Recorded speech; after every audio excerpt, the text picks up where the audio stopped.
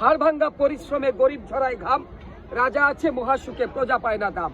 ভাবতে গেলে অবাক লাগে হায়রে স্বাধীনতা, এমন স্বাধীন পেয়েছি আমরা কেউ শোনে না কথা। আসসালামু আলাইকুম দর্শক, আমি হঠাৎ করেই নবীনগর আসার পরে দেখলাম যে কবি আজিজুর রহমান সাহেবের সাথে দেখা হয়ে গেল।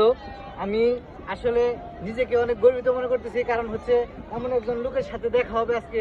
ওনার মুখ থেকে সেই ভাইরাল কবিতাগুলো আপনাদের শোনাবো, একটু হলেও আমাদের সময় দিবে আর আপনারা শুনবেন মনোযোগ সহকারে। কি সুন্দর কবিতা বলে, আপনারা দেখলে আসলে বুঝতে পারবেন। আসসালামু আলাইকুম। ওয়ালাইকুম আসসালাম ওয়া রাহমাতুল্লাহ।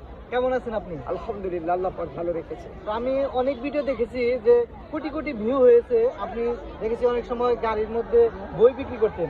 তো এই পেশাটা কি এখনো আছে? বই ইনশাআল্লাহ এখনো বেশি, এখনো বেচেন? ওই রকমই আছে আল্লাহর রহমতে, আপনি গাড়ির মধ্যে বই বিক্রি করতেছেন। তো আপনার কবিতা যে লক্ষ লক্ষ কোটি কোটি মানুষ দেখেছে, আপনি কি সেটা জানেন? হ্যাঁ আমি জানি, আমার কাছে ইউটিউবরা এসে নিয়ে যায়, এটা আমি জানি। অনেকে সাক্ষাৎকার নেয়, অনেকে সাক্ষাৎকার নিয়ে যায়। সর্বপ্রথম কোন কবিতাটা ভাইরাল হয়েছিল? সর্বপ্রথম আমার ভাইরা হয়েছিল কি আর পেলাম স্বাধীন করে, ওই কবিতাটা। এটার নাম ছিল কি আর পেলাম স্বাধীন করে। এই যে সে বইটাও আছে, এই যে প্রিয় দর্শক, এই যে সেই বই কি আর পেলাম স্বাধীন করে, যে বইটা প্রায় 50,000 কপি বিক্রি হয়ে গেছে। আপনার নিজের লেখা? আমার নিজের লেখা। হ্যাঁ, আমাদের যদি একটু শোনাতেন কবিতাটা। আচ্ছা ঠিক আছে প্রিয় বন্ধুরা, তাহলে আর দেরি করে নয়, এখনই চলে যাচ্ছি কবিতায়। কি আর পেলাম স্বাধীন করে। কি আর পেলাম স্বাধীন করে, নেই স্বাধীনের স্বাদ, সব জায়গাতে রাখা আছে গরিব মারার ফাঁদ। ধনীরা সব ধনী হবে, গরিব হবে শেষ, স্বাধীন করে পেলাম বুঝি এমন একটি দেশ।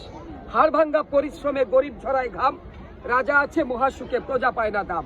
ভাবতে গেলে অবাক লাগে হায়রে স্বাধীনতা, এমন স্বাধীন পেয়েছি আমরা কেউ শোনে না কথা। দুর্নীতি আজ এত চাঙ্গা পঙ্গু করেছে দেশ, দেশের টাকা বিদেশ নিয়ে দেশ করেছে শেষ। দেখছে কিন্তু সব লোকে বলছে না কেউ কথা, আমরা কি তাই চেয়েছিলাম এমন স্বাধীনতা।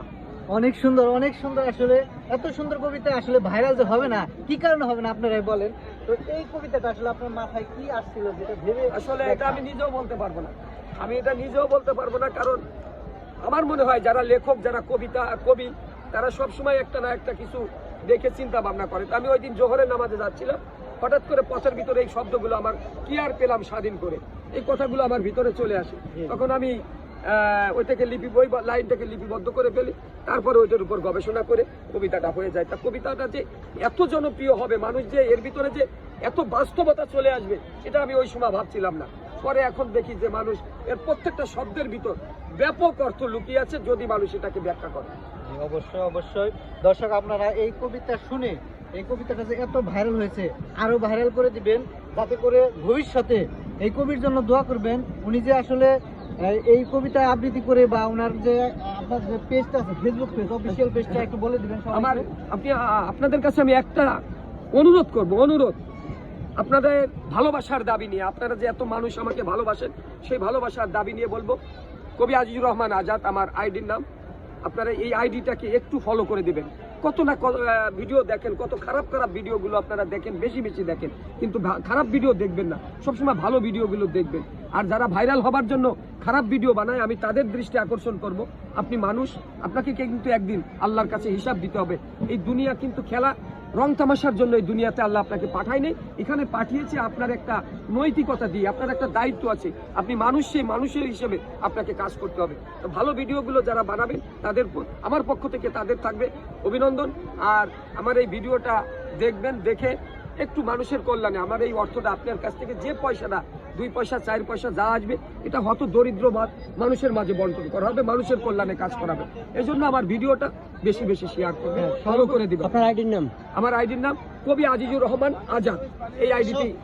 আর প্রিয় জন্মভূমি। হ্যাঁ, সবাই সর্বোচ্চ শেয়ারের মাধ্যমে ভিডিওটি মানুষের দ্বারে দ্বারে পৌঁছে দিবেন।